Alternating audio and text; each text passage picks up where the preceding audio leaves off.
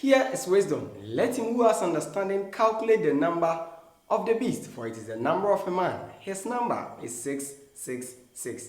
Welcome to our study on interpreting the signs and symbols in the book of Revelation. We encourage you to subscribe to our channel today, for we have a lot of wonderful things to share with you.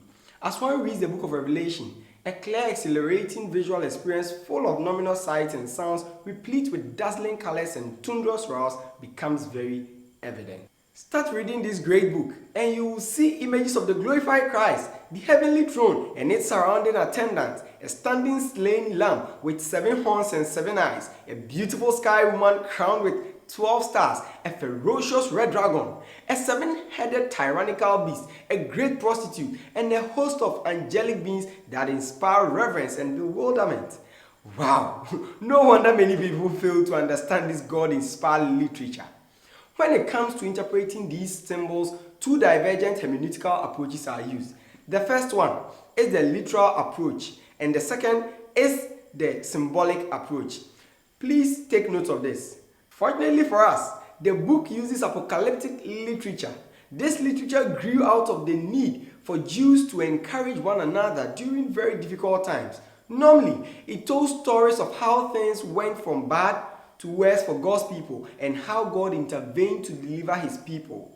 Personally, I like the way Mr. Phil Sanders refers to this literature. He says they are tracts for hard times. Now let's look at some of the signs and symbols and their meanings in this particular book. Most of the signs are self-interpreting, and so we'll look at them in a moment. In Revelation 1 verse 20, we talk about the 7 stars, and these 7 stars refer to the angels. 7 lampstands refer to the churches, and the other symbols and their meanings on the screen. As you read the book of Revelation, you will come across some animals, and for the domestic animals like sheep, cow, normally they are used to represent the people of God. Then violent animals like goats, lions, beasts, dragons, they are usually enemies of God and his people. Some animals are used to represent Christ in the book of Revelation. Example is the lamb, and when you see Christ being referred to as a lamb, it emphasizes his meekness. When he's referred to as a lion, it emphasizes his wrath. And sometimes you see horns being used, and that refers to power.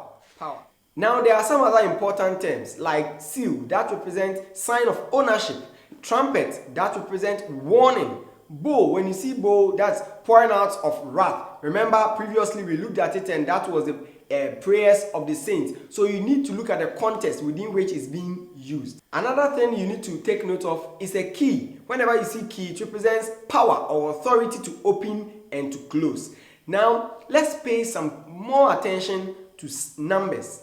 Let's pay some attention to numbers in this particular book. The number 1 is used to represent unity. The number 2 is used to represent strength. Number 3 is used to represent deity. And all the numbers that you see on your screen have their interpretive meaning. Why shouldn't we just take all the numbers in this book literally? Please note this. The audience of this letter were undergoing intense persecution by the Roman government. What they needed to hear was a message of comfort and hope, and that is exactly what we see in the book of Revelation. Chapter 7 is a beautiful place of comfort for these Christians. The chapter describes the blessings of God's people. Read the last verse in chapter 7 and it says this: "For the Lamb who is in the midst of the throne will shepherd them and lead them to a living fountain of waters, and God will wipe away every tear from their eyes." This is so comforting. In this chapter, the number 12 occurs 12 times, and the sum of God's people is giving us 144,000, which is 12 times 12 times 1,000. Such an encouragement. As we end our discussion, please remember, don't just read the Bible, but study the Bible. The Churches of Christ salute you. See you in the next video. Bye-bye.